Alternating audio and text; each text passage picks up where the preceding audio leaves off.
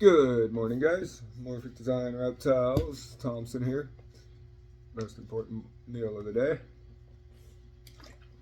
Coffee.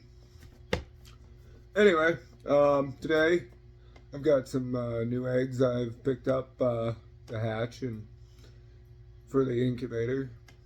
So I thought I would share with you, the proper way to prep them and stuff. But some of the eggs I got are pretty cool.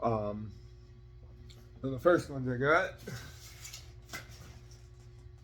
here are ayam cemani eggs. They're an interesting breed of chicken. They're all black, their skin, their organs. When they get older, even their eggs are black. The breed originated in India, I believe. But I only got 10 eggs here instead of a full dozen, but hey, I'll take it. But anyway, what you want to do is you want to mark the eggs so you know what eggs they are, especially if you got a bunch of different kinds of eggs in there, because some of them can look almost identical. Ayam cemani I mark with an AC, and I always put the date on them so that way I know about when they'll be hatching. That's important. But when you mark your eggs, unlike with ball python eggs where you can use, most of us use like Sharpies or a marker, but with poultry eggs or any bird eggs really, you want to use a pencil. Not a pen, not a marker, a pencil. That's because they can actually seep into the egg through the pores, and that happens, you've got a dead egg, not going to hatch. So always use a pencil and just mark, what kind of egg it is. Like I said, these are ayam cemani.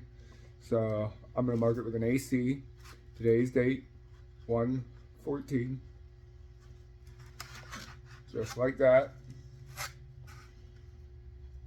And then into the incubator they'll go.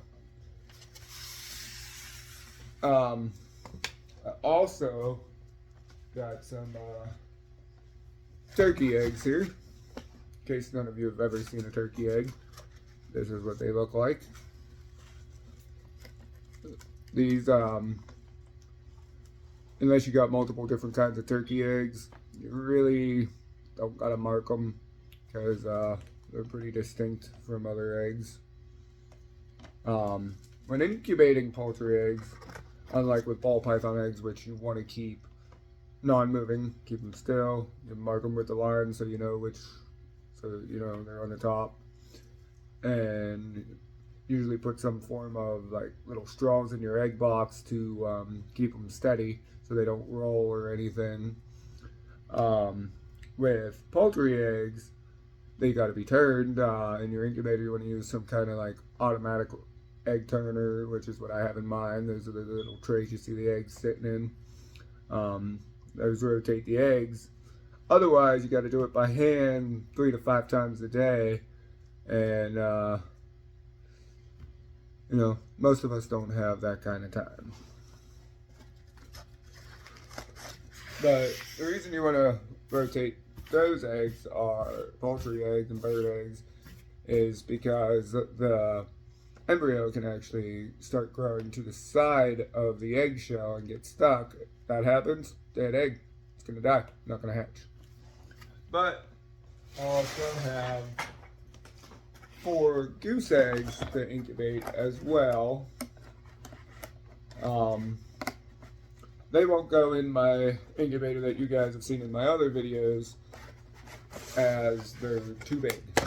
They got to go in another incubator that I have that has a different kind of egg turner. It's like a little tray, and it has a little spinner and periodically kicks on, moves the tray back and forth, and the eggs sit in there, and as it moves, it rolls the egg to turn it.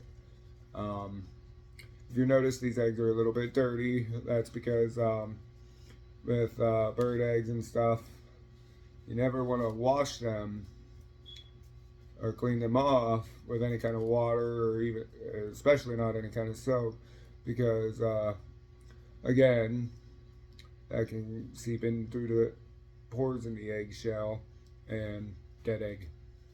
not gonna hatch.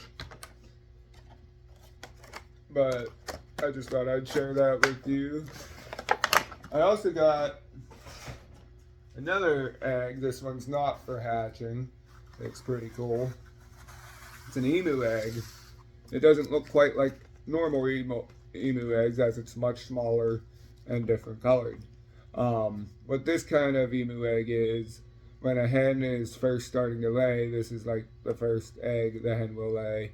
It's not going to be fertile, but you can still eat it, so that's why I got it, because I figured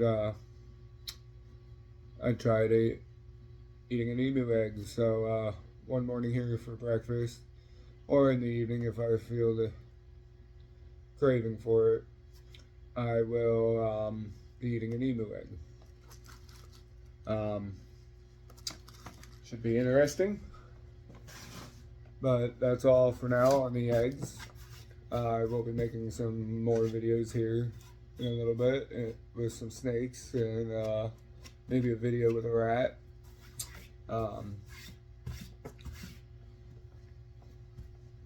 So stay tuned for those.